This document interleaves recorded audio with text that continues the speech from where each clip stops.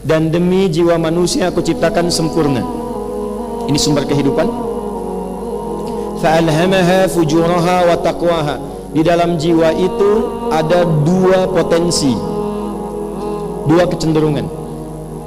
Satu, apa yang disebut potensi takwa, semua sumber kebaikan di jiwa takwa.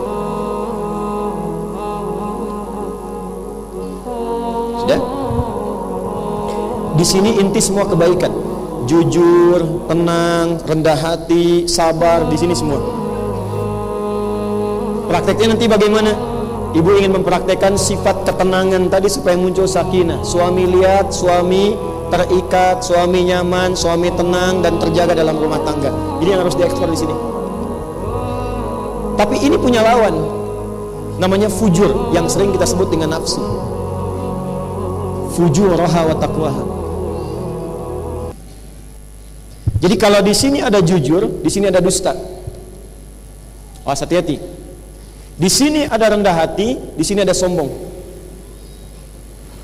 Kalau semua dari tubuh kita sumbernya dari sifat fujur, maka yang keluar perbuatan buruk. Contoh, Bu, lisan ini nggak bisa berkata kecuali jiwa kita memerintahkan katakan ini. Kalau diperintahkan dari dalam hati kita, kolbu kita, katakan yang baik, keluarlah baik di lisan. Tapi kalau kata kolbunya keluar yang jelek dari sifat fujur, maka keluarlah yang buruk. Karena fujur adanya di nafas, yang buruk disebut su, nafas dan su disingkat jadi nafsu. Itu ada di Quran surah ke-12 ayat ke-53. Paling kiri sebelah atas di mushaf. Quran surah 12 ayat 53. Wa ma ubarni'u nafsi innan nafsa la'ammaratum bis su. Nafas ketemu su menjadi nafsu. Pelan-pelan. Jadi nanti semua tindakan-tindakan manusia itu kalau bukan dari jiwa takwanya, keluar dari perintah nafsunya. Kalau dari nafsu itu keluar keburukan, diminta mencuri, diminta mencela, diminta berzina, diminta selingkuh, itu nafsu semua. Kalau keluar dari jiwa takwa, keluar yang baik semua. Aura baik, kemuliaan, kebaikan, kesopanan, itu takwa.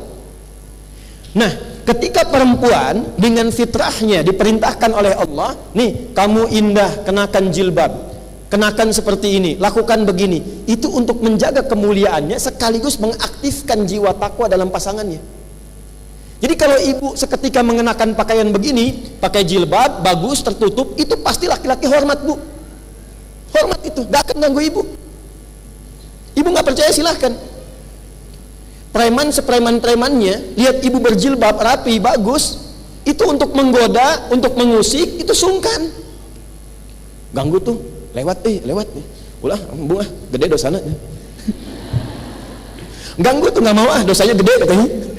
Itu minimal ada kesan di hatinya, aktif jiwa takwanya.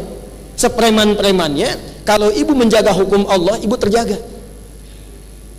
Tapi sebaliknya, ketika ada perempuan berusaha membuka bagian yang seharusnya dia tutup, yang sudah Allah jaga, maka yang aktif di lawan jenisnya itu nafsunya.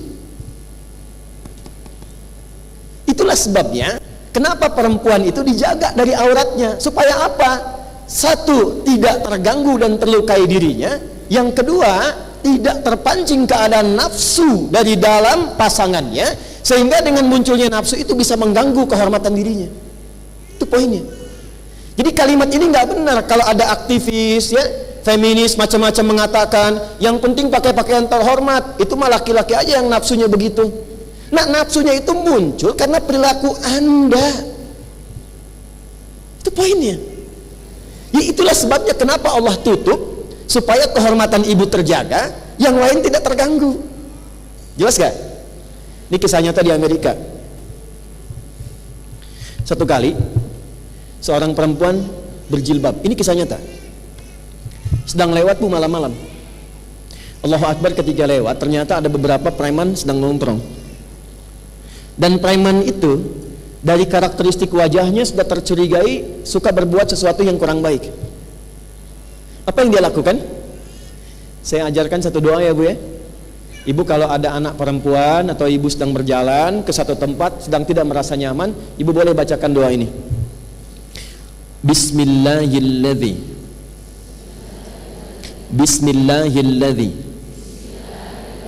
la yadurru ma'asmihi syai'un fil ardi wala fis sama' wa huwas sami'ul basir.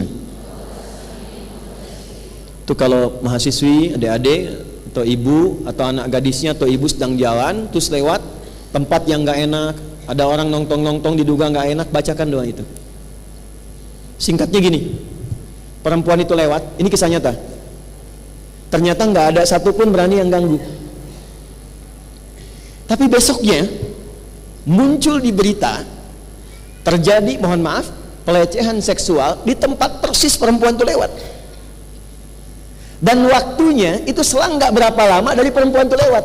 Taunya di televisi. Di perempuan ini begitu lewat, begitu lihat TV besoknya, dia melihat, oh ini kan tempat saya malam lewat tadi. Terus waktunya nggak berjauhan, begitu beliau telah lewat tadi, setelah sekian ya waktu itu terjadi peristiwa itu. Maka secara singkat pelakunya itu karena terduga, terlihat kan lewat CCTV, ada beberapa keadaan ditangkap, tapi untuk memastikan harus ada saksi. Maka datanglah perempuan berhijab ini ke kantor kepolisian mengkonfirmasi. Ketika kemudian diperlihatkan, betul, itu juga yang saya lihat ketika saya melewati tempat itu. Penasaran setelah itu, maka dia datangi pelaku tadi, dia tanya, perempuan ini, saya mau tanya pada Anda, kan sebelum perempuan yang Anda lecehkan itu lewat, saya akan lewat. Kenapa Anda nggak lecehkan saya? Apa jawab preman-preman tadi? Mereka katakan, kami tidak berani melecehkan Anda. Kenapa? Karena saat Anda lewat tadi, di samping Anda itu ada pria-pria berbadan besar yang selalu menjaga Anda saat lewat. Ini kisah nyata. Kisah nyata. Dan ini janji Allah di surah Fussilat. Ketika seorang hamba istiqomah mendekat kepada Allah, Allah turunkan malaikat untuk menjaganya. Innal ladzina qalu rabbunallahu tsummas taqamu tatanazzalu alaihimul malaikah alla takhafu wa la tahzanu. Orang yang istiqomah mendekat karena Allah, mengerjakan sesuatu karena Allah, ibu berjilbab karena Allah, Allah kasih hadiah, ibu ingin pakai karena Allah, saya gunakan karena Allah. Kata Allah, siapapun hambaku yang melakukan segala hal karena aku turunkan malaikat khusus untuk menjaga dia selama dalam kehidupannya. Itu poinnya. Lalu ditanya lagi, kenapa perempuan yang itu engkau lecehkan? Karena dia menggunakan tampilan yang begitu menggoda. Tuh. Jadi ketika Allah turunkan pakaian khusus untuk perempuan, sesungguhnya untuk menjaga kehormatannya dan melindungi dia dari perbuatan yang tidak menyenangkan. Itu poinnya. Ya, jelas ya?